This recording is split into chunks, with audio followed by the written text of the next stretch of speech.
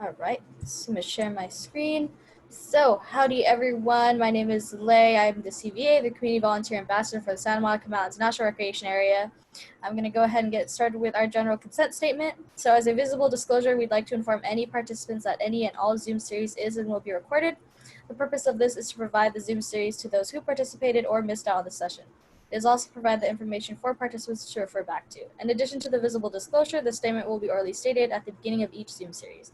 I'm going to stop sharing and hand it over to Robert.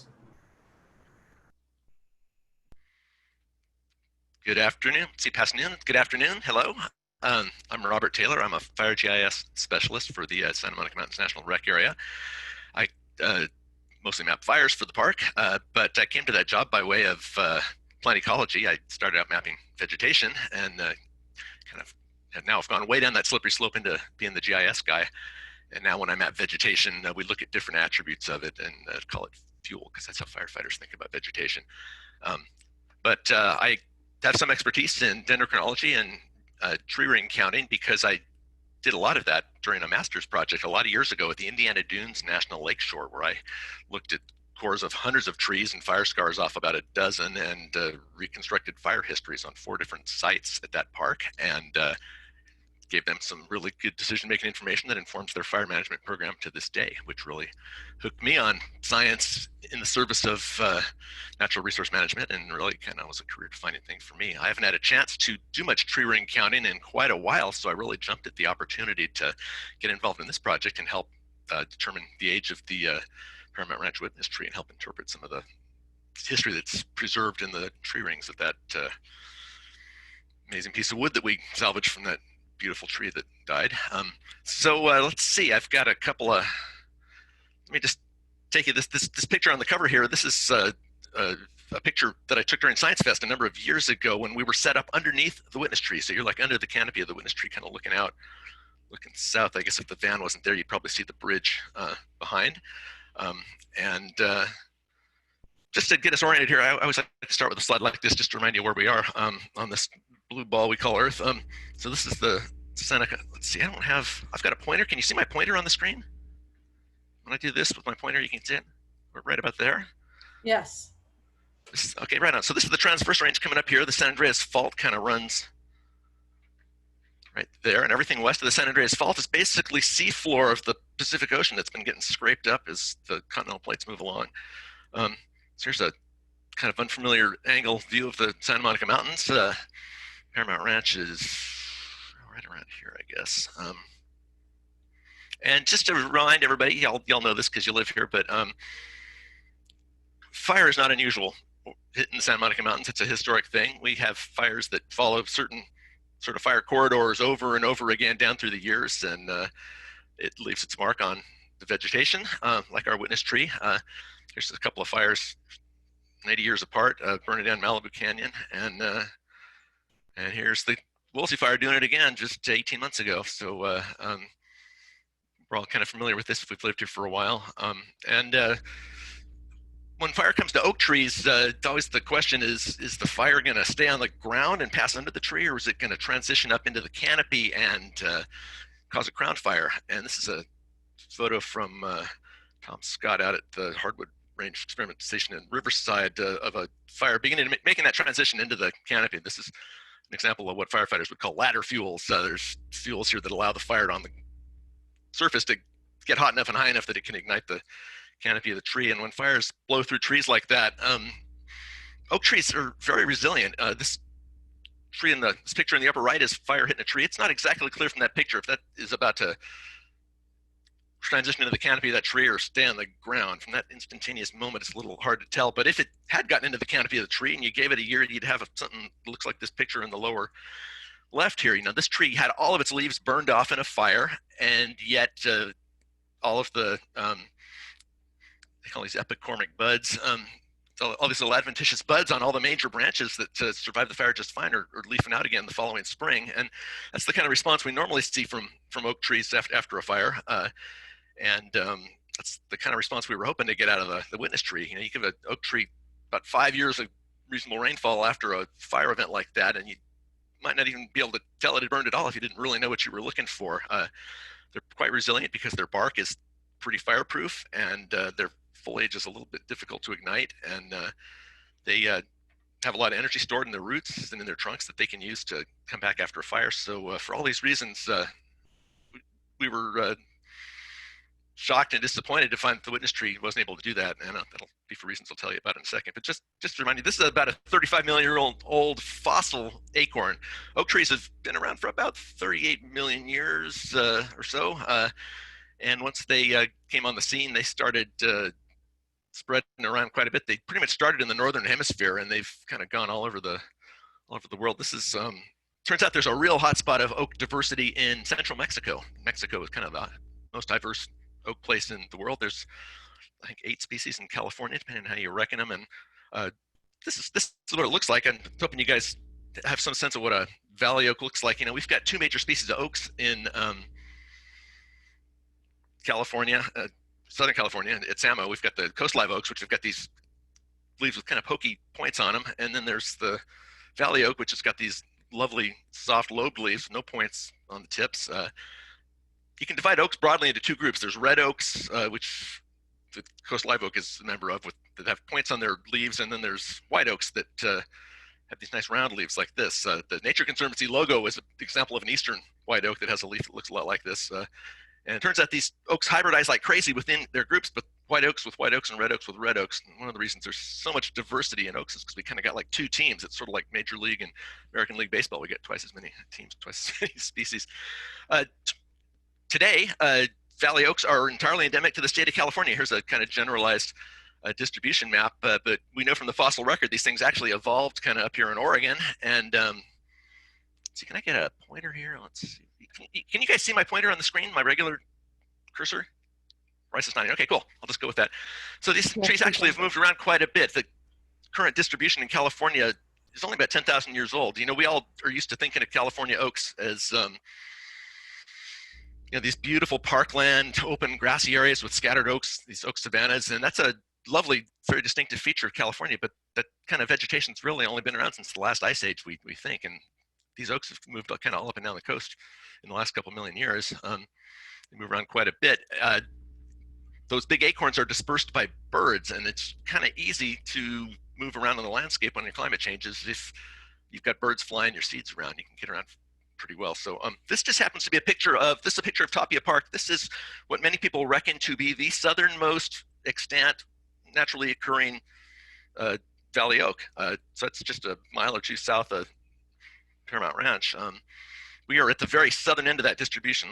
So back here, so we're right down here, and the distribution of valley oaks is kind of retreating northward as the climate's kind of warming and drying a bit these days. So we're kind of on the southern edge of it, and if I had more time, I'd tell you about this tree. There's a tree up at the northern edge, which is the tallest oak tree of any species in all of North America. It's another valley oak, so that's pretty cool. So here's a Google Earth representation of our witness tree at Paramount Ranch. We're looking east here when it was still alive. In Google Earth, they've now got these nice LiDAR 3D models of trees in our area, and you can use those to measure the heights of things very conveniently and accurately. And our witness tree was about 65 feet tall and something close to 100 feet in canopy spread at the time it died, and that's not atypical for big oaks. Big oaks will often end up being kind of wider than they are tall. And here's a couple of pictures. You know, if you come up Cornell to Paramount Ranch, Paramount Ranch will be on Western Town would come up on your right if you came from the freeway. And on your left, there's a ridge. And this is taken from up on that ridge. This is a picture in 1953 showing the site back when Western Town was still part of Paramount Ranch. And there's the witness tree right in the center next to that barn. Bridge is right where it was. All these buildings, that's Longhorn where our ranger station is. And I'm sorry, that's the fire barn. Longhorn's over here. Anyway, here's that same site in spring of 2010. There's our witness tree looking big and green. And this picture I took from that site last month. I wish I'd had the presence of mind to remember this photo series right after the fire. I wanted to get a picture of this right after the fire, but I didn't remember that I had these old historic pictures until this spring. So anyway, the witness tree was right there. And as you can see, just about all the other oaks in the area survived that fire. the riparian corridor here, all the willows got top killed, but they're resprouting. And out here, that's another valley oak. These are coast live oaks here, and they all did just fine. These eucalyptus trees survived the fire just fine. The trees that died were just pretty much right here in the center. The witness tree and these couple of elms that were next to it, and they died because they took so much heat off of the buildings that were burning. The burning buildings, what firefighters would think of as urban fuels, cooked the trees, and not the other way around. Our station there is still standing. That's good. So this is a close-up of that. This is kind of look through the canopy of the trees here. You see this brown. That's where the witness tree stood. They've taken it down by this time, but we these are clips from a newsreel. You've all seen this picture I took from that same vantage point. So here's our sorrowfully burned witness tree. We gave it like 18 months to come back after the fire. All the other ones resprouted, but it did not. It put out a couple of little spindly things. We kind of were rooting for it, but it really couldn't make it. It took so much heat off of this adjacent building that even though it's got very thick fireproof bark at the base, the cambium was cooked all the way around, and this tree was killed. It happens sometimes. It could have outlived us all, I think, if it had survived this event, but it didn't. That created an opportunity for us to collect some wood here. So here's the base of it. So the really hot building was to the right. And the fire scars that we're going to talk about a little bit later were kind of on the left-hand side. So here's looking at it from the other side. They basically took a slice through this tree about where A is here. So what I'm going to show you now are slices of the trunk of this big, beautiful tree here. So as you can see, it's got two big trunks here. It's pretty common for oak trees to have multiple stems. You know, an oak tree that grows from a seedling generally has a single stem, but almost immediately they get browsed by deer.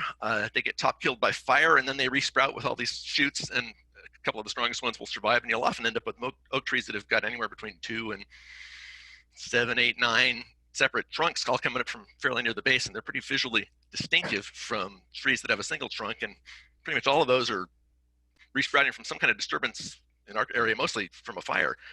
And we believe that this tree probably was a resprout from an even earlier fire, and we can talk about that once we get inside this tree. So anyway, this is where we're going to take a slice right through A here. Here are the folks who took the tree down for us, or they brought in some contractors to do this heavy work. We wanted them to preserve the timber out of this tree, the wood. We're going to build things out of the wood here, so they couldn't just chunk it up into firewood-sized pieces and drop it like they otherwise would. They had to use a big crane to lower these incredibly heavy pieces of wood to the ground, because this wood has got a lot of water weight in it. These things are, even though this tree had been dead for a year, these things were pretty saturated with water, and they were incredibly heavy. You got to do this kind of work very carefully. If a piece like that falls on a human being, they're kill you in a second. So we lowered these things down. We've kind of got them in the meadow now, and we're carefully keeping them moist and drying them gradually to minimize big splits in the logs that'll maximize the value of the wood. Lonnie's running with that program. And if you get by Paramount Ranch these days and you wonder, why are they putting sprinklers on dead wood? That's why they're doing it. If you dry the wood very carefully, you can minimize big splits in the wood, and we'll maximize the value of the lumber we're going to get out of this. So here's the stump. They cut this thing off. That thing weighed about 5 tons, about 10,000 pounds right there. It's saturated with water. It's incredibly heavy. They transported it with real heavy trucks. And here's the first look at the cut stump here. And you can see something kind of poking out of this hole in the middle of the tree. Lonnie did a little digging around here. Here's Lonnie pulling that famous, slightly famous whiskey bottle out of there. We found a 100-year-old whiskey bottle inside a hollow in the middle of this tree. We had no idea this hollow space was even there until they dropped the tree. There were no external fire scars or evidence of cavities on the trunk of this tree previously. It had completely healed over, and I'll show you in a minute how the tree did that. So here we are looking down on the stump. You know what? I can see, I labeled this figure incorrectly. Ignore that, please. It's not right. So this tree was cooked really hard by fire coming at it from the top of this picture, I guess. That was the nearest building. And if you look here, you can actually see 2 fire scars inside this tree. There's this big one here, and there's a smaller one over here. And I'll show you in more detail, but each of these scars is kind of facing down. They're facing this side of the tree, which might possibly tell us something about the circumstances under which they burned. So anyway, we took a slice of this thing, and a couple of our folks, see Nathan Galster of our Samo Fire Crew and Clark Cohen, who Channel Islands plant biotech extraordinaire, went at it. They've got experience with heavy chainsaw work, and they cut ourselves a nice slice off of that 5-ton stump, and they smoothed off the cut faces some, and Larry Chirico, our Samo Roads and Trails miracle worker, took it up to his shop and smoothed the cut faces some more with a variety of sanders and grinders and power tools. And I was really excited when I got a call from Larry and he told me he was ready to view and analyze. So I walked into Larry's shop and there it was. It's a really nice, amazing, beautiful piece of wood. And we are in the process of drying this very carefully now to minimize splitting. Lonnie's actually soaked it in water again. They made a little pond to re-immerse it, and they're very carefully drying it. They've applied sealing compounds to the surfaces of it that regulate the rate of water loss. When this thing first started drying out, it started curling up into a shape almost exactly like a potato chip, if you can imagine that. Folded along one axis and folded along the other. And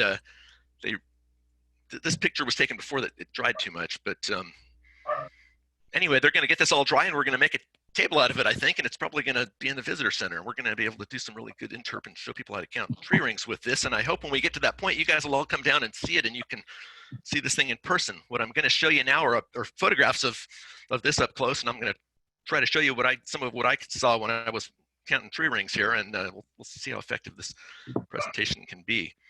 So the tools you need are not real high tech.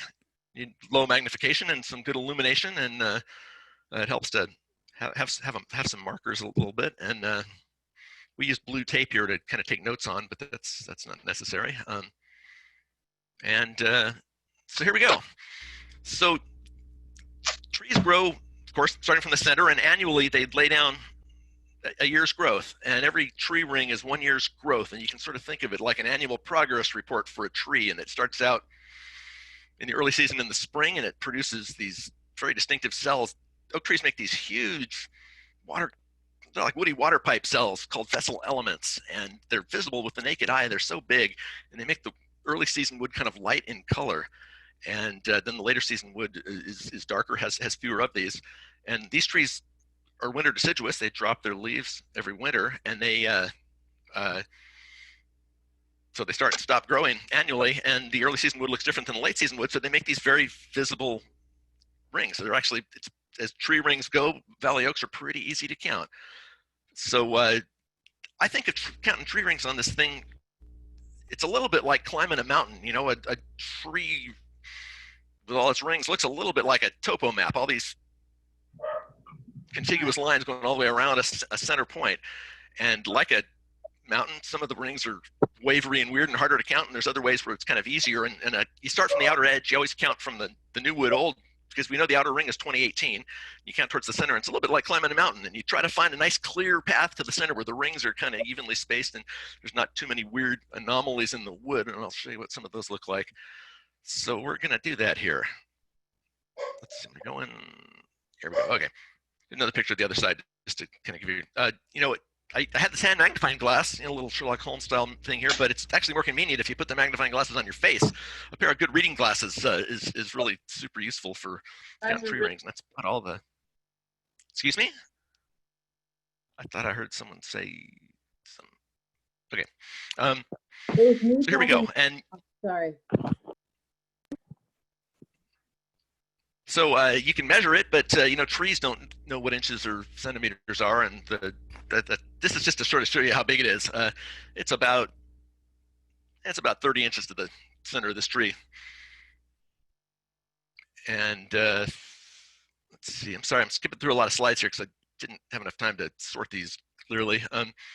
Down the center, we've got fire scars and hollows. Remember when I showed you that slide a few minutes ago of Lonnie pulling a bottle out of a cavity? This is that central cavity here, and it'll be easier to see on the other one, but this cavity used to be, the center of the tree was here, and it got burned. It was hit by a fire back in the 1800s that killed the cambium on this side of the tree, leaving an open wound that was open for a couple of decades, and then it slowly grew in from this edge and from that edge and covered itself over. And that while it was open, it was a fire scar with there was a tree with a hollow space in it, and somebody stuck some nails and a old whiskey bottle inside this tree. And then over the years, the tree grew over, covering this hole and completely concealed it from view from the outside. And that's where it's been all these years. So here's the other side. Here's the other one, and we can see fire scars here as well. And I'll show you those in more detail. We'll get this tape off here. So these tree rings, I was trying to contrast and enhance these pictures and things. I'm sorry I can't show you the rings. If we were looking at this in person, I think I'd be able to give you a better sense of this. Okay, here's a nice clear picture. Let's see. Yeah, here we go. Okay, so this is the center of the trunk I decided to count. This is the other trunk, the one that didn't have a bottle in it. And the oldest wood we could see on this tree is right about here. And there's 2 fire scars here. If you look at this over here, it got burned. Actually, there's 2 fire scars here, 7 years apart. But this is how trees recover. This is how trees heal. They compartmentalize a wound. The cambium here was killed by fire, but it was still alive on the edges, and so it grows year by year by year, curling in from the edges. And similarly over here, grows. You get these kind of curled wave-shaped sort of things that come to the center. And that's embedded bark right there where these 2 things met. And eventually they fuse, and the tree has then completely compartmentalized this wound. It can't heal the old cells. Plants have rigid cell walls that, once a cell reaches maturity and fully differentiates, it's as big as it's ever going to be. So trees don't grow by changing the size of their cells. They grow by growing more cells, by laying down more wood on top of it. And all these historical events that happened to the tree, evidence of them is preserved in the rings. So the other trunk is up here. This is all the wavery rings over here. This is what you call compression wood. The wood was pushing. It was under pressure as these trunks grew together and pressed against each other. The rings get really wavery and weird there. So you don't really want to count over there. You want to count over here where the rings are kind of nice and even. So that's what I did. So let's pick our line here. I'll show you 2 counts. I counted in from over here, and then I counted in from over there. So here we go. All right, so here we go. So we're going to start out at the edge. We're going to count to the center, and I'm just going to walk you through some here with magnification close enough to show you what we're doing here. So we sat down to count here. This outermost ring is 2018. That's the year the tree died. This last ring, you kind of got to look around the edge sometimes to find a good piece of it. Some of them were damaged by fire a little bit. It is traditional when counting tree rings to put a dot every 10 years. That kind of helps you stay organized, and you can double, triple check your work. So there's 10 years, there's 20 years, there's 30 years, there's 40 years. Every 50 years you put 2 dots. That's kind of the convention. So you can see some staining in the wood here. When this tree was alive, that probably didn't exist. That's probably formed in the last year as a result of this tree standing there dead for a year. That discoloration is not the kind of thing you'd see on a living tree. But that's what that is. So let's keep going. So I'm going to show you the next picture where we're moved up a bit here. Well, actually, before we leave this, let me just point out some things here. You notice the rings are different widths.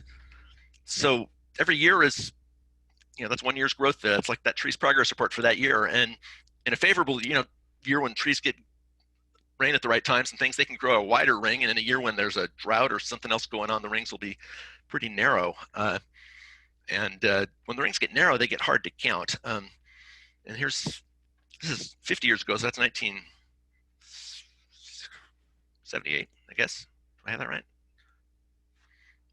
Yeah, anyway.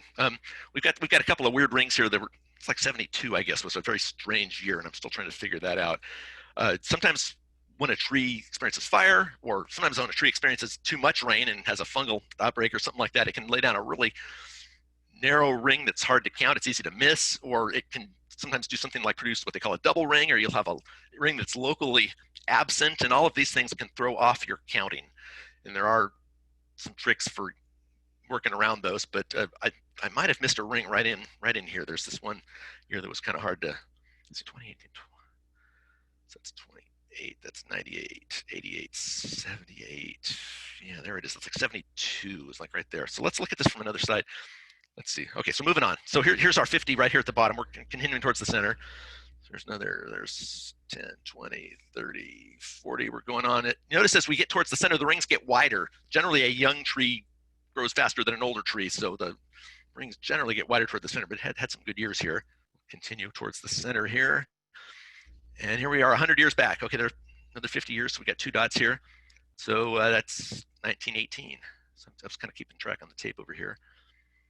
And what you see over here to the left, this is starting to get into the compression wood here. This is an area we'd have a hard time counting, so we're kind of staying away from that area. We'll continue towards the center here. Now, I'm hoping you can see what's going on here. I wish I could show you this in person. These longitudinal lines, those are just chainsaw scuff marks there, so don't worry about those. These are the rings we're looking for here. So the dark part of every ring, well, let's see here. That's the beginning of a year, and so it grows, of course, from the center out. So from the top down towards the bottom in this picture. So there's the beginning of a ring, and there's a whole year's growth. And next year. Okay, let's keep going. Here's a view of the center. Now, the center of this tree requires some discernment to understand. These marks over here were Larry's attempt. He did this. He didn't have the evidence, the benefit of me standing at his elbow to tell him what he was looking at. And he made a mistake when he got to the center here because he didn't understand that these are fire scars. Well, he didn't do badly. I think the very oldest wood you can see on this tree is right here. And then there's some rotten and burned missing wood here. But here's a fire scar coming over here. And here's a fire scar coming over here. And if you look at these, there's actually multiple fires. These are fire scars on fire scars. Once a scar has occurred and the tree is open, it's easy for it to get scarred in subsequent fires. And up at Sequoia Kings Canyon, they've done amazing work with many hundreds, thousands of year old sequoia trees there that some of them have got dozens and dozens of scars on a single tree. They've reconstructed thousands of years of fire history up there. It's really quite amazing. Our fire history here is rather shorter. But when you're counting towards the center, it's important to know that over here, generally, the rings are younger here and they grow towards the outside, but you get to a fire scar and the wood actually gets younger as you go towards the center, right? This wood's older than that wood, so you kind of gotta know. Here's wood where this wood getting towards the center, but this is actually young wood. That wood's older because, do you understand, it's kind of curling in upon itself here. So you kind of have to know a little bit about how trees grow to interpret that properly, but the principles aren't too hard to get your head around. And once you see a few, you kind of start to make sense. This is an example of a place where a branch grew out. A branch grew out here that's kind of coming out of this slice of wood on kind of an oblique angle, but you'll often find the rings take kind of a dip where a branch comes out because the vascular tissue went into the branch too when it was growing. Okay, let's see. Moving on here. Giving you just the big view here again. I counted in from the other side just to be sure.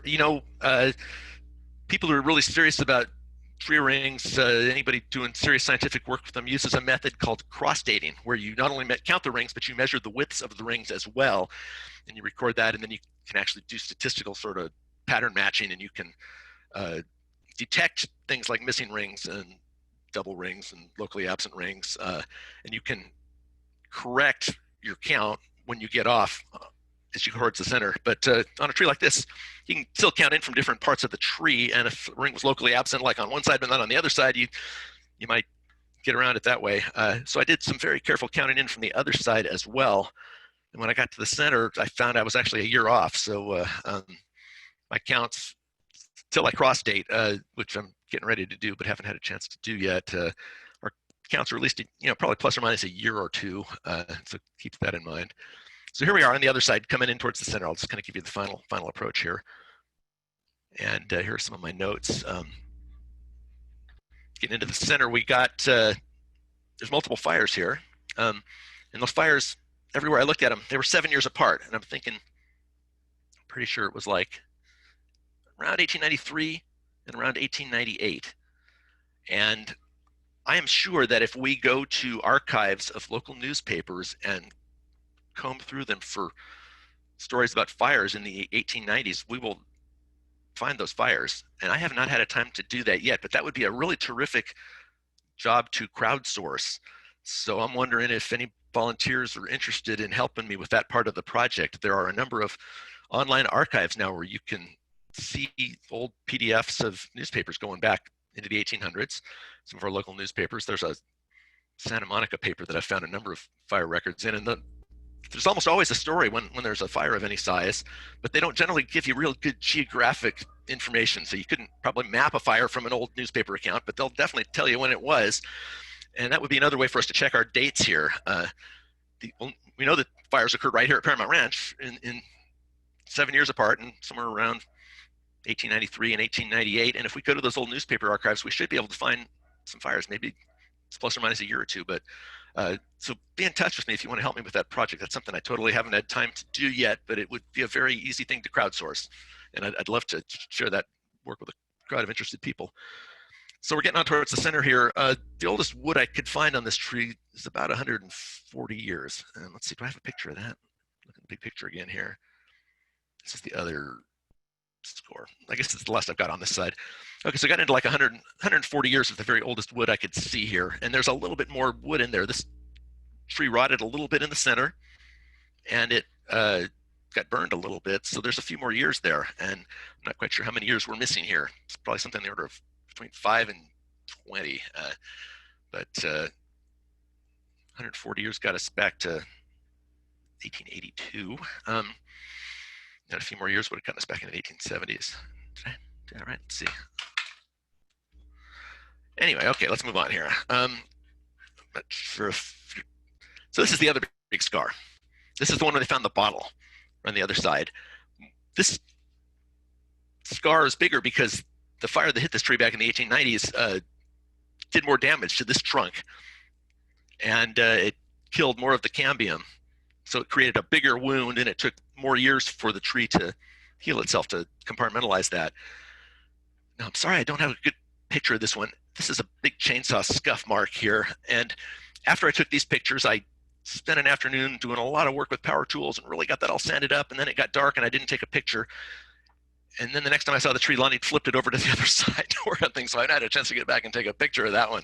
I'd like to do a little more work with this side, but I was working on it with it one day. I think this scar was open for like about 25 years before it closed. And that would be the time during which this bottle presumably was stashed in there. So, all right, the bottom line, how old is this tree? So the very oldest wood I could find on the stem with the most intact heartwood was about 140 years old, plus or minus a year or two. Remember, I think I need to cross date. So that wood dates to about 1878. But each trunk has got some rotten charcoal at the core, so the actual age of the trunks we cut down is probably something like 5 to 20 years older than that. So it's important to note, so this was a multiple stem tree. The tree that we knew and loved came from stems that resprouted from the root crown of an even older tree that was damaged by fire sometime, 1858, 1873, sometime in that area. We can only speculate about the life and times of this tree before that disturbance event. It could have grown from an acorn sometime in the first half of the 1800s, or it could possibly be a resprouting expression of a more mature tree that got its start maybe back in the 1700s. There's no surviving evidence of this tree's very earliest days, so without a time machine, we'll never really know for sure. But I'm going to do some cross dating to improve these dates a little bit. Let me show you this next slide. I'll just describe in vague kind of qualitative terms what cross dating is. So if you measure the widths of all the tree rings as well as count them, then you can plot them on a graph. And you can compare them to other projects where people have counted tree rings in your area. And scientists share their data. There's a terrific archives now. This stuff's all online. One of the centers of tree ring research in the world is at the University of Arizona in Tucson. There's the tree ring lab. And that's where all the work on the trees at Sequoia Kings Canyon was done. It started back in the 30s, I think. And so this is, and today you can download data from other trees there. So I went there and looked up all of the research that had ever been done on valley oaks, and I got the closest one. Turns out up in Los Alamos in Santa Barbara County, that's the nearest project anybody had ever done dendrochronology with valley oaks, and so I got that data. And I also got rainfall data from San Luis Obispo, which is the closest station to that site, calculated 3-year moving averages. People use tree rings to reconstruct climate history too, because tree rings generally correlate with precipitation amounts in the western United States. So you've kind of got these patterns here. So what you can do is you can take the widths of our tree rings and you can compare them to a chronology like this, and you can find, that was a really wide ring in like 69, and so you look for a really wide ring in our tree and see if it corresponds to 69. And if you thought it was in 1970, maybe your count was off, and you can check it. You can come back here, so they call these marker years. You can find the really wide years or the really narrow years. You can identify those just visually without having to resort to a lot of fancy statistics. But I sat down with this graph in that tree, and I tried to match these all up, and it's real life is messier than theory. So I think I am gonna do it right and measure the rings digitally and dump it into this computer program they used to do this kind of thing and cross date. But here's one more example. They calculate a couple different things. Remember earlier I told you guys that trees, when they're young, tend to lay down wider rings, grow faster than they do when they get old. That's a trend you can sort of remove from your data to look more at just the interannual variation. And there's a couple of things people do, and they come up with this thing called the tree ring standardized growth index. It's tree ring width data that's been detrended a little bit to remove a few things. And here's 4 different studies of Quercus lobata. They're mostly north of us here. I told you, remember, at the top of this talk, that we were at the very southern edge of this tree's distribution. There's Los Alamos, there's some at Diablo Canyon, Sycamore Grove, Alameda Creek. Those are all up in the East San Francisco Bay. And so these are all things I could compare our tree to and possibly refine that date, get, right now I'm 1 or 2 years, ages plus or minus 1 or 2 years. So considerably more work. I can get 1 or 2 more years worth of precision out of my measurements here, and I will do that as time allows. But that's what I've done so far. So ta-da, that's all I've done so far.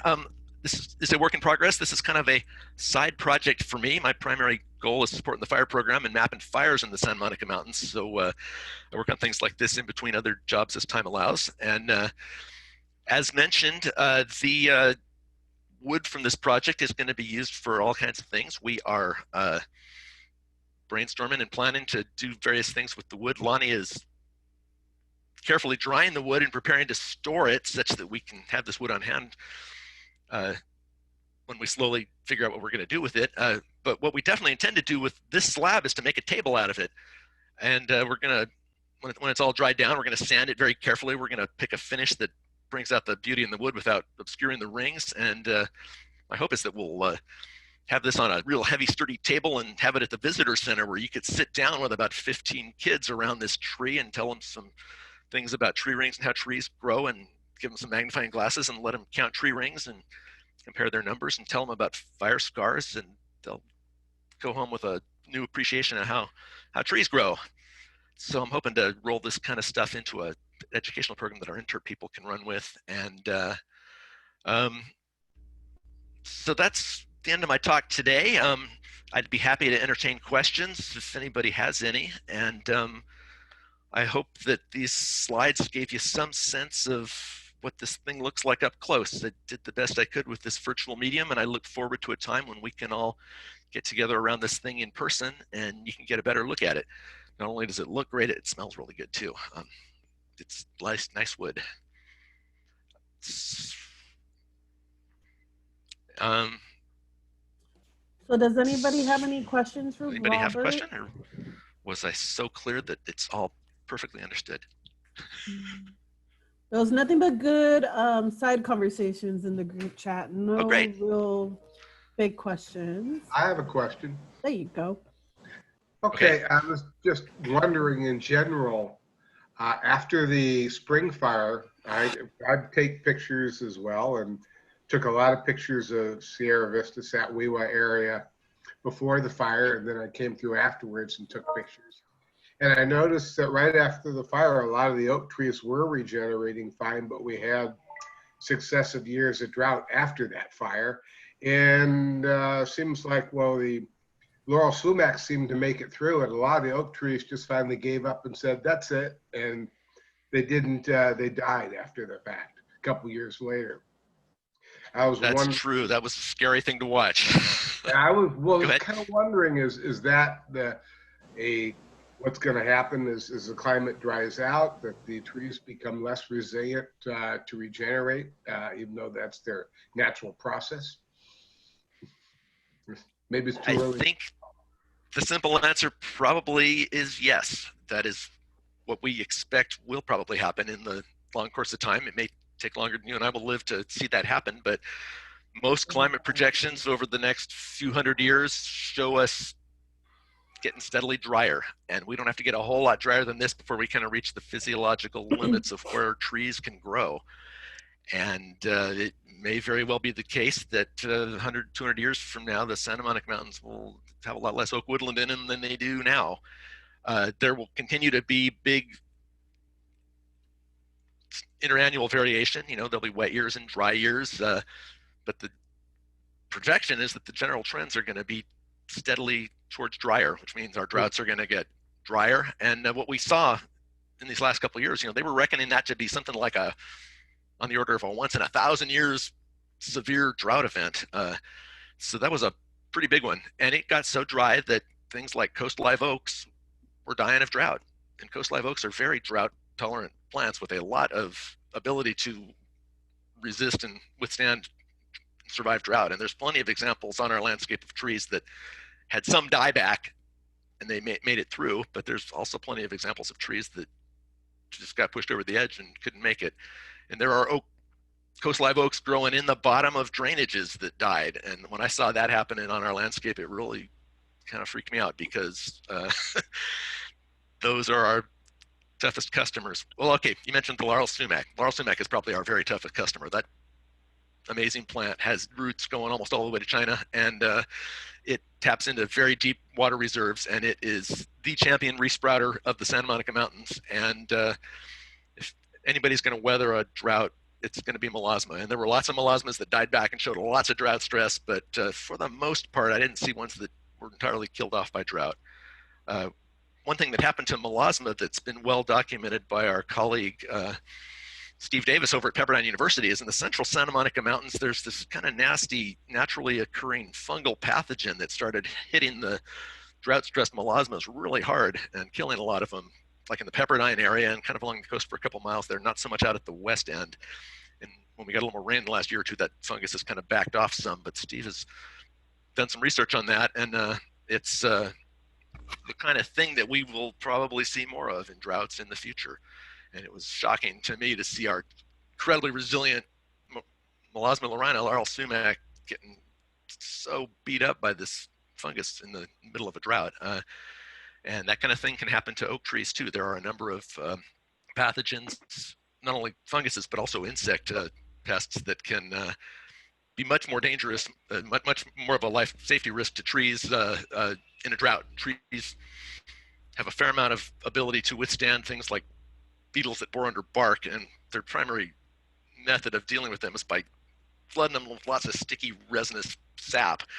But their ability to do that is really knocked down quite a bit in a drought. And so when drought-stressed trees get hit by beetle infestations, they die in large numbers.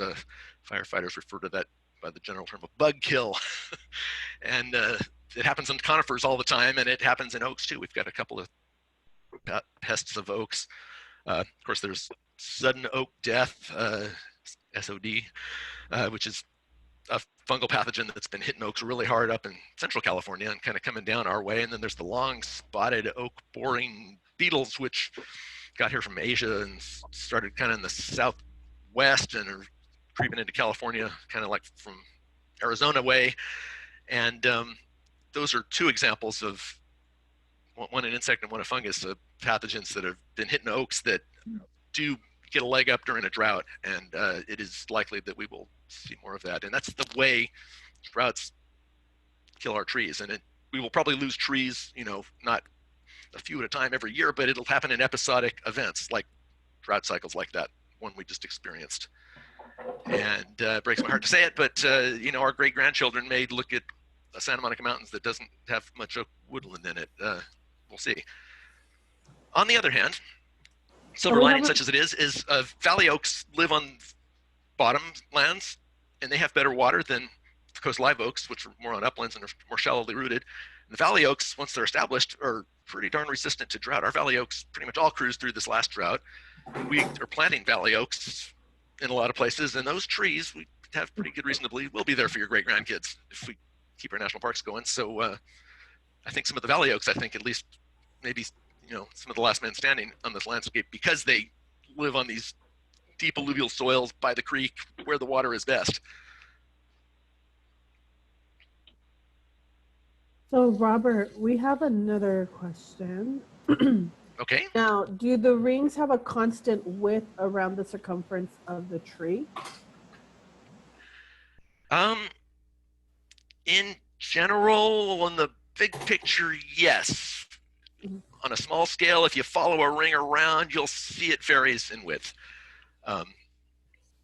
So that's kind of a cagey answer, perhaps. But yeah, these rings are not perfectly uniform all the way around the tree. So parts of the tree grow faster and parts of the tree grow slower, and the widths of the rings reflect that. The relative widths of the rings, you know, one year to the next, are a little more constant. So, for example, this cross-section of wood was taken near the base of the tree, and there's, at the very base of the tree, it flares out a little bit.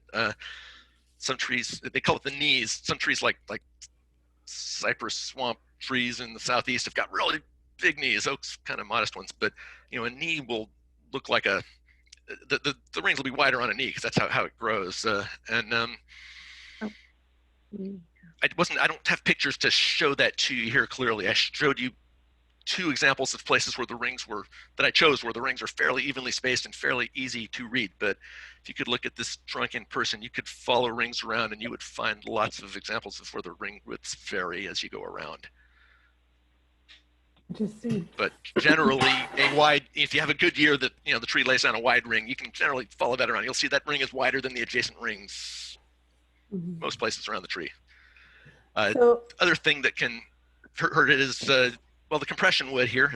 So looking at this picture here, there's this one, there's the center of one trunk, here's the center of the other trunk, and this line here is where that's called embedded bark. As these two trunks grew, they started out small and then they got big and they pressed up against each other, and this bark kind of got pressed into the wood, and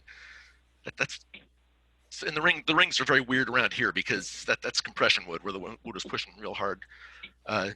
Trees have a way of compensating. When a big trunk starts leaning, it'll throw more wood on the downhill side of it and try to push it back up. They use their compression wood to do that.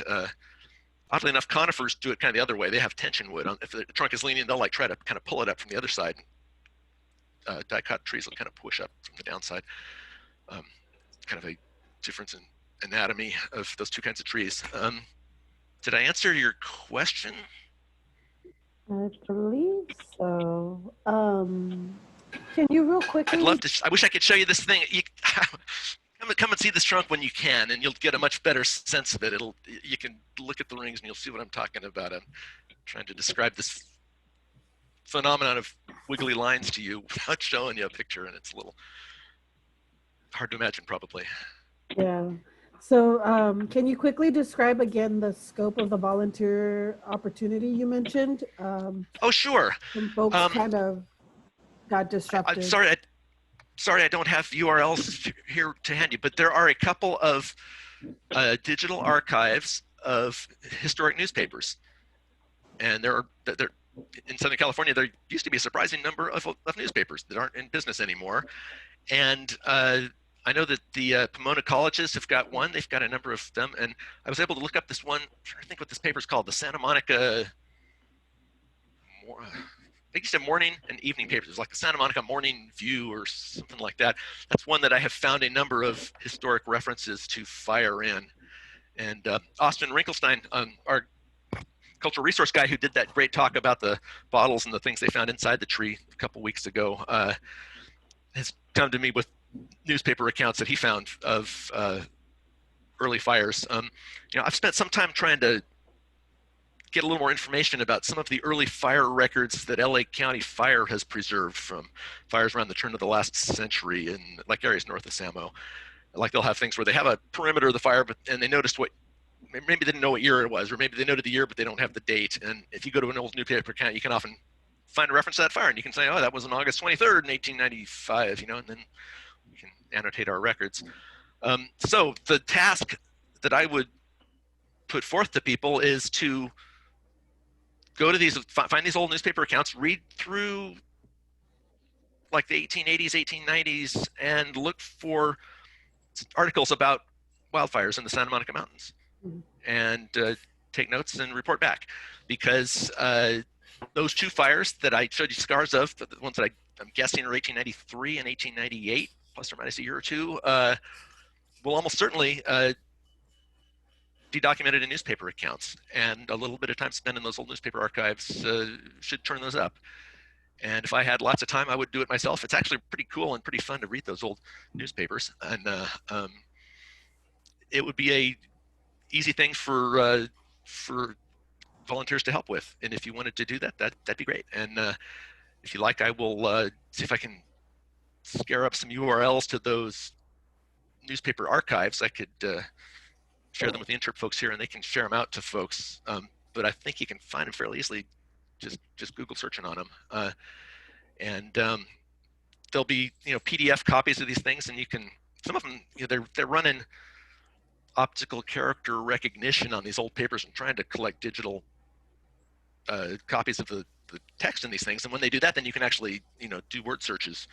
And they've done that with the headlines pretty well, but these old things, they're printed. You can almost have to go through these things, and there's a lot of errors in the optical character recognition. But you can do searches, you know, you can search time periods, and you can search on keywords like fire or wildfire or brush fire, I guess is a common one you'll see, or forest fire. And that'll turn up articles that you can go look for. So you don't have to read these papers entire. You can sort of, you know, you can do targeted searches for these articles about fire. But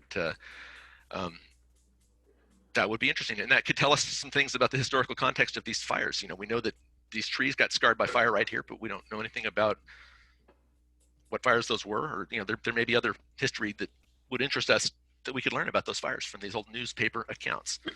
And that's a task that volunteers could help us with. If that kind of work interests you, then I'd encourage you to be in touch about that. And I think Sarah mentioned in the chat, if anybody was interested, they could email the volunteer team, and we'll coordinate and help you out, Robert. There you go. So you get in touch with them, You can, and we could share those URLs. You can email me too, and yeah, let me see. Pop all the way up to the very top of this talk. I can while you're looking for your email, or there is another question. This one's really interesting. Here's my email address here at the bottom. I'm Robert_S_Taylor@nps.gov. There it is. Now we can see it. You have to know my middle initial to get emailed to me, because there was another Robert Taylor working for DOI when I signed on. There it is. Anyway, you were saying, Rasa?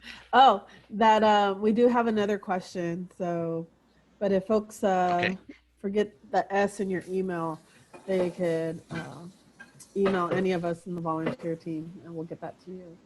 But this question, it's a two-part question. It's a good question. So, did the presence of the nearby buildings help or hinder the growth of this tree? And is there any evidence shown in its rings? That's an interesting question. I don't know exactly when those buildings were built.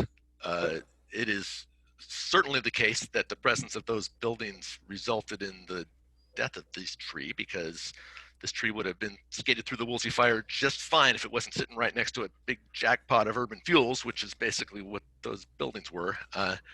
Every other valley oak on this property survived that fire, no problem. But I think your question was, did it hurt or hinder the tree while it was living? And I guess a simple-minded answer, first brush, would be probably didn't hinder it too much, because the trees lived a long, successful life with those buildings right next to it. The way a building itself probably wouldn't directly impact the tree too much, except the way it killed this tree by burning down. The way trees get impacted by human activity are often things like soil compaction, and pollution. You know, if people are dumping stuff on the ground. We believe that this site was, I think this was like a horse corral, basically. Back, if you look at that, let me pop into the this presentation again just a bit and see if we can get that historic air photo from the 50s. That can show you what this place looked like. Here we go. Okay, so this is 1953, and this is when this was a movie lot. Paramount Ranch was the Paramount movie company, but they shot westerns here, and they had animals, and they described this as a barn, so they may have actually kept animals here, and this was sort of a corral here, so there may have been, and that's certainly a corral over there. So if they had livestock concentrated on it, they could have been trampling the soil, they could have been causing soil compaction, and they would have been, of course, peeing and pooping here, which would be a nutrient input, which in certain amounts might have actually benefited the tree. Trees benefit from people put manure in their gardens. On the other hand, pee has got salt in it, and where animals pee a whole lot, plants often get impacted by the salt. There's a particular fern in my yard that my dog likes to pee on. That's kind of his spot, and that fern is having a tough time, and it's the salt in his pee that's doing it. And if I water that fern extra and sort of leach the salts out, then it does better. So that's the kind of impacts you might expect to happen to a tree that's grown in the middle of a pasture or something like that. A tree that's of any age at all has probably got bark thick enough that the horses aren't going to mess with it. Even goats will eat woody stuff. Horses are grazers. They eat primarily grass and herbaceous vegetation, and cows are too. But goats and deer, goats are kind of opportunistic. They're barbarians, basically. They'll eat anything. But deer are primarily browsers, so they like nibble on twigs and not huge wood, but woody stuff preferentially. They'll also graze on grasses. And deer like browse really hard on young oaks. In places where we're planting oaks for our restoration programs, we use these plastic translucent tubes to protect the trees from the baby trees from the deer, because young trees are just like ice cream for deer, and they nibble on them. But a big tree like this wouldn't have experienced too much of that. What you'll commonly see on oak trees that are in areas where cattle graze is that the cows will nibble the vegetation up as high as they can reach, and you get these trees that kind of have the aspect of a cumulonimbus cloud with a real flat base that's created by the cows, and then this nice fluffy top that's generated by the tree. And it's not unattractive, actually. They'll basically raise the skirts of the tree a little bit.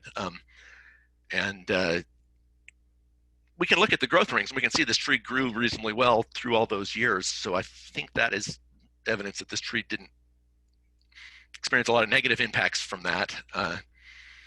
But those are the soil compaction might have been an issue. It's we have one tree and one history, so this is a unreplicated experiment.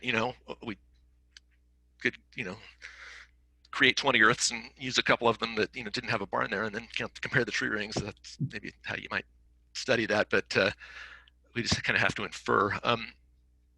Those fires may have been related to the land use. Those fires in the 1890s definitely knocked these trees back. Some of the tree recovered from those, as I showed you, but those were temporary setbacks for those trees, and it might be that those fires occurred at this location in that time because this was a ranch, or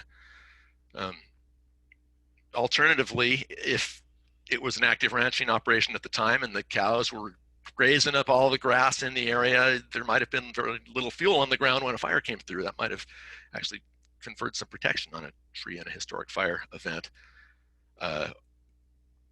On the other hand, when the fire came through for us and it lit the barns on fire, the barns put so much heat on the tree that they killed the trees. So they, in the end, this tree was killed by a barn, if you think of it that way. Robert, where you showed the fires every 7 years, what were the indicators that were showed that they were fires? Would you like me to go back into those? Let's see if I can. Can you just show us what were the indicators that told you that? Let me show you what the fire scar looked like. We'll take a look here. Thank you. Yeah, okay. Let's see, where's a good one here? Okay, this is the best one probably. Okay, so this is kind of a classic fire scar. So if you can see my cursor, here's the center of the tree. So, you can think of every big tree's got, all the versions of its younger self hidden inside it. So, when this fire came through, this tree was about this big maybe. And the very first fire hit it. Let's see, I can't zoom on these, can I? Not in a images I've PowerPoint. got here. Yeah. If I pulled up Photoshop, I could zoom in real close. Okay, well, let's look at this side here. Right there, that's a scar. And then there's several years of regrowth, and then there's another scar here. And you can tell because you can see what the growth rings did. The rings before the fire are all nice and smooth, and then the first year after the fire, you get this first hint of a ring that's starting to get this curvy kind of thing on the edge of it. And the year after that, it does it more and more. And this is the tree trying to cover the wound. It actually generates plant hormones here that cause the wood to grow faster at this location. And it grows an extra thick ring here, and it tries to cover that wound. And so there's one. Here's another one, and then there's this one out here. And if I could zoom in on this, I could show you. If you can look at it under low magnification, you just have to take a good, slow, careful look at it. And another thing that tells you that happened is that it's the same on this side. We've kind of got, this is one edge of the scar, this is the other edge of the scar, and it's the same number of years between events here. There's been a lot of work done on fire scars, and there's a large body of work about what they look like. I've spent years looking at fire scars on oak trees, so I kind of have a visual sense of what they do. Sometimes you have to puzzle over it for a little while. I think, you can't really see it here, there may be a hint of another fire scar in here that was an earlier fire, and I look forward to taking a closer look at that piece of wood. I mentioned earlier, Lonnie's drying this wood out right now, so I don't have full access to it all the time, but I did some very careful sanding on the very oldest wood at the very center of each of these scars previously, and I haven't had a chance to get back and look at those under low magnification and do a good, slow, careful count, but there probably is a little more information to be revealed there.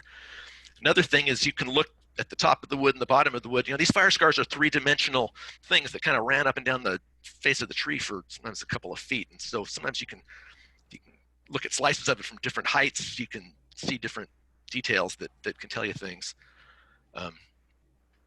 But you know, if you go online and search for, do a search on, say, like fire scar sequoia, something like that, you'll see some pictures of some of the material where they were looking at fire scars and interpreting tree rings on the big trees up at Sequoia Kings Canyon, and those are just amazing. And there will be single trees that have got dozens of fire scars on them, one after another, and you can begin to get a sense of what these scars look like and how trees respond to them. Usually you get a little bit of embedded bark like that, and you get these curvy sort of shapes here. You know, I've got one or two more examples of these in my car. If I could ever meet with you folks in person, I would love to show you this stuff up close in person, because you can see it better than you can in these photographs. But I think if you could see it in person and spend a little bit of time looking at it and talking to somebody who can explain it to you, you'd have some confidence in the determination. Trees do a lot of different things, but there are certain patterns that are pretty consistent, and you can learn to interpret what they're doing. Yeah, so would this be, the question is, was this the oldest and largest valley oak in the Santa Monica Mountains National Recreation Area? Well, this one's one of the larger.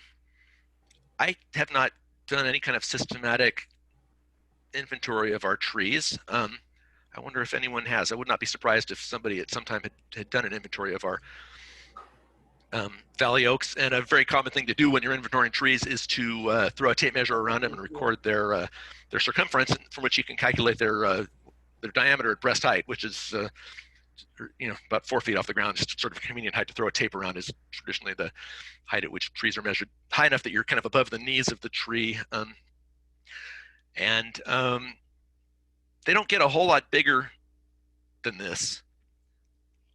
And I've looked at stumps on one or two others. I know there's a couple of really big ones at King Gillette Ranch, and there's a couple of big glorious ones at Chesborough Policamato. So those are the places I would go to look for bigger, older trees. A couple of trees have come down. There's one that came down at Chesborough in about 2001 or so that I remember counting back then, just in the field, they did a real smooth chainsaw cut on it. The rings were so big and wide, I was able to do a fairly reasonable count just sitting on this stump out in the field. And I was surprised that it wasn't older. That one was only about 85 years old, and it was this big 6-foot diameter tree. We had a contest for guessing the age of this tree before we announced what it was, and a lot of folks guessed a little bit older. Valley oaks grow pretty fast for oak trees. The rings are pretty wide. They grow on good deep soils and very favorable environment for growing, and so they get big faster than you might think. And I would not. There's another stump. They took down a great big valley oak over at King Gillette Ranch, right along one of their paths.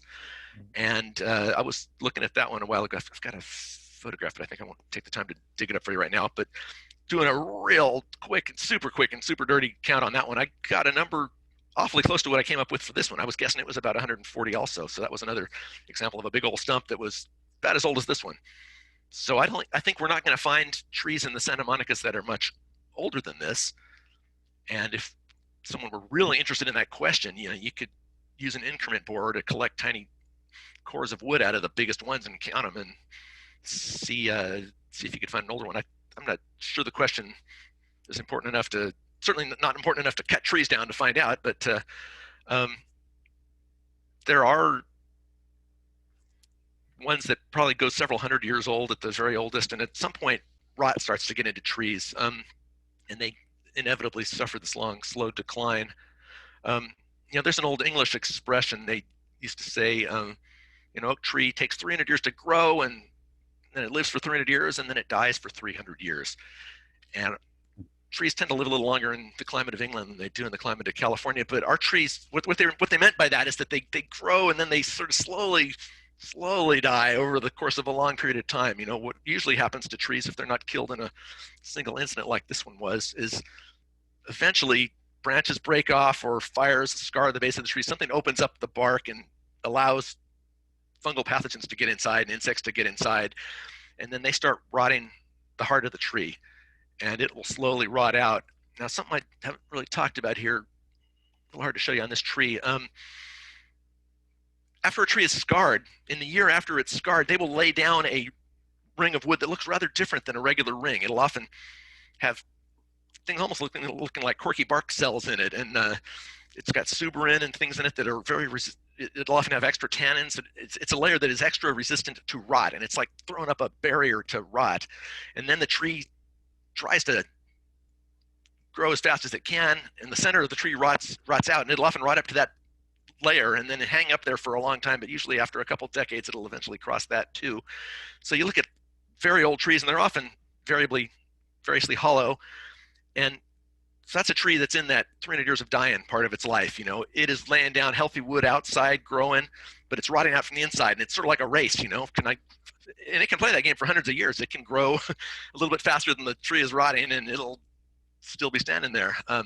There is a really big coast live oak on the hike into Corral Canyon. If you hike in up towards Hawaiian Terrace, you pass it on the left. This big old tree came down recently, and that's a very impressive example of a big old hollow coast live oak that played that game for a lot of years. So they'll slowly get hollower and hollower, and when they get really hollow, then branches will start breaking off in windstorms. And those really old hollow trees have lots of wildlife habitat value, by the way. To a forester who's interested in maximizing timber production, those trees are something you'd want to cut down and plant young trees and get them out of there. But to natural resource managers like the National Park Service, who are interested in managing landscape from natural processes and for wildlife habitat value, those old trees are great. They've got whole ecosystems of insects and funguses living inside them, and there are dozens of animal and plant species that live on and in them. Woodpeckers will come and start using them to forage for food, and they'll make cavity nests in them, which then are serially occupied by a surprising number of different species of birds and mammals in years subsequent. Various kinds of amphibians and reptiles will live inside them, taking shelter or eating the fungus. Rodents eat the funguses and spread them around. There's been some research to show that things like voles and field mice eat mycorrhizal fungal bodies off of the base of trees and then spread them around, and actually an agent that helps spread the mycorrhizal fungi that form symbiotic associations with the roots of trees and help them live. So there's a whole lot of life going on in a tree that's in its dying for 300 years phase. You know, there's a lot of wildlife habitat value, and those kind of trees can be dangerous. You know, after every fire, we go all the places where people go, you know, along our paths and our trails and in our visitor use areas, and we survey all the trees and we identify ones that are in danger of falling down. Firefighters call them hazard trees, and arborists have, like John Tiesler, have got whole protocols for assessing trees for that. And that's, for example, why we had to take the witness tree down, because a big old tree like that sometimes will fall down unexpectedly, and if you're standing there when it does, you're dead. So for human safety, we have to take them down. But trees that occur in more remote parts of our park that are far from any human trails or structures, we tend to leave them up when we can, because they have all this wildlife habitat value, and if they fall down somewhere out there, that's okay, and they're part of the landscape, and they're providing structure and wildlife habitat value. Well, that's great. I think Robert, I got kind of far afield of the original question there. There's lots of oak stories we could tell. Oh yeah, I know. And we're gonna let this be the last question, because we don't want to take up more of your time, but I'm not too sure if there's anybody else that needs the Zoom meeting for their presentations or meetings. So this will be the last question. If anybody has any more questions, feel free to email us or Robert, and we'll make sure he gets the message. This last question is, how effective are the steel cables that we see in the oaks? Aha. Cabling trees is a fairly modern tree care practice, and it's not uncommon to do that to trees like the witness tree. You know, a big old heritage tree in a park where visitors go a lot is exactly the kind of situation where you might install some cables on these huge, big, pendulous branches, especially a tree that invites climbing.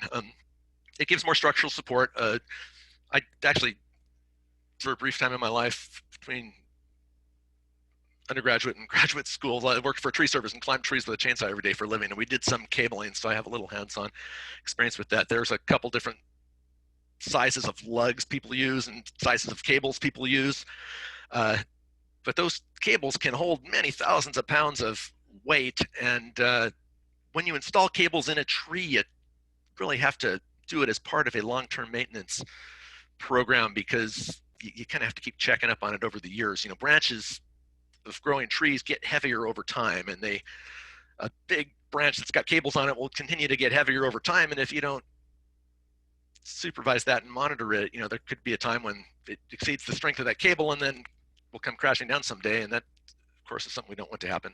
Cables are intended to make a tree more safe, not less safe. It's got a lot to do with how you place them. You know, that the geometry of the installation of a cable is very important, and I think it's a practice that's not super widespread, except in situations like we might encounter in a park, you know, where you've got a heritage tree that you really want to preserve, that's in a place where visitors go, and you're trying to keep this old tree and mitigate a potential safety hazard of a tree dropping limbs. And when installed properly as part of an overall long-term maintenance program for trees with a certified arborist who's qualified to do that kind of thing, they're quite effective, and it is a reasonable and appropriate management practice. All right. Well, thanks, Robert, for this awesome You're welcome. presentation. Everybody's Hey, can I just put one more thing out there before we end? I didn't show you any pictures here, but something I was doing the spring before COVID hit was I was working on an interpretive walk, basically, at King Gillette Ranch that I was preparing to share with a school program over there. But if you hike up to the, I guess there's a amphitheater there, and there's another trail that goes up to an overlook that's got a pretty name like Paradise or something like that. Do you guys know the name of that trail? Anyway, there's a whole lot of oak trees out there with a whole lot of fire scars and evidence of fire history on them. And I was putting together an interpretive walk where we starting out would talk a little bit about common fire effects on trees, fire scars, and how they grow and what trees do, and then take this walk, and we could stop a couple places along the way and look at different trees that experience different kinds of fire in their immediate vicinity, and I could teach people how to read this kind of stuff. And it's not difficult to master, and it's something I'm still kind of interested in doing. And if folks in this bunch of volunteer, in the volunteer world, were interested in a hike like that, I'd love to work on that in the future. That could be an idea for a future project. Come the happy day when we can all meet outside, and social distance appropriately, we could take that hike, and love to show you guys the kind of stories those trees tell. Trees can't talk, but they do kind of store information that is their story. And if you know a little bit about how trees grow, you can look at them and then you can tell the story of those trees. And it, I think, makes for pretty compelling and interesting natural history educational stuff. And it's like just amazing how many multiple stem trees and fire scars there are on those trees, and how different the local fire behavior is. Every tree responds to its immediate environment, just right around it. They don't know anything about the big picture. They only know about what's right there. And anyway, so that's a program that I'm working on. I'm thinking about that in the future, and if other folks are interested in that, then I'd love to talk to you more about that, and that's maybe something for down the line. And that sounds like a really interesting hike. If you actually get that finished, very interested in it. And once we're we have done 3 with the species of trees pandemic, on that site. Yeah, and it's outdoors, so I'm not sure. Maybe we could even do that sooner rather than later. I'll leave that to management to decide what's appropriate. But when we can all get back to doing that, I think that's gonna be a pretty cool hike when I have a chance to put that together. awesome. Well, thank you, Robert, once again, and we'll keep that in mind. And I'll mention it to the intern team as well. So maybe once this is all over, we can start planning towards that. Great. Thanks for All right, having me. thanks. I appreciate it. you, Robert. Hope I didn't get you too tired of talking about trees. As you notice, I'll talk about trees till you get tired of hearing about them, because I never get tired of talking about oak trees. Thanks, All right, well, guys. thanks, everybody. Thank you. Thank you. Bye. Take care. Bye now. Thank Stay you. safe all.